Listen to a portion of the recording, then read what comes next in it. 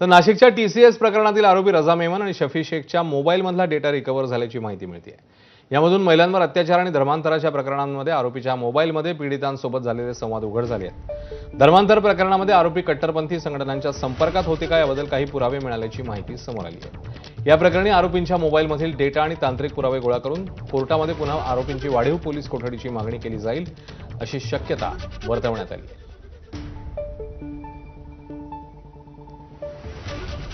Axis बँकेतही नाशिकच्या TCS सारख्या घटना घडल्या होत्या असा गौप्यस्फोट मुख्यमंत्र्यांच्या पत्नी अमृता फडणवीस यांनी केला.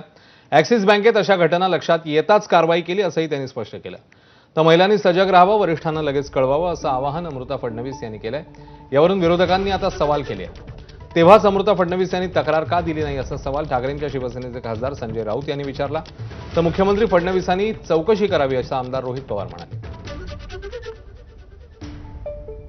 माझ्या वेळेस पण मी जेव्हा ॲक्सिस बँकेत होती तेव्हा अशा केसेस माझ्या पुढे झालेल्या आहेत आणि विसिल ब्लोईंग होऊन त्या मुलांना प्रॉपर त्याच्या अगेन्स्ट लीगल ॲक्शन झालेली आहे, कॉर्पोरेट ॲक्शन झालेली आहे. तर मला वाटतं असं काही झालं तर ते झाल्या आपल्याला विसिल ब्लोईंग करणं जरुरी आहे. समाजाला हे सांगणं जरुरी आहे, आपल्या सिनियर्सना सांगणं जरुरी आहे. त्याच्यानेच हे बंद होणार पुढे जाऊन. त्यांनी पोलीस तक्रार का केली नाही?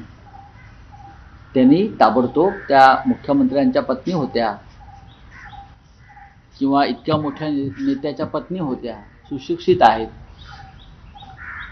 महिलांच्या हक्कांसंदर्भात त्या चर्चा करत असतात, बोलत असतात.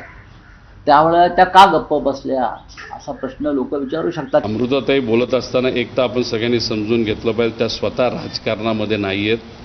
त्यांचं एखादं स्टेटमेंट आज आलं असेल, पूर्वी का नाही आलं, त्या राजकारणामध्ये नसल्यामुळे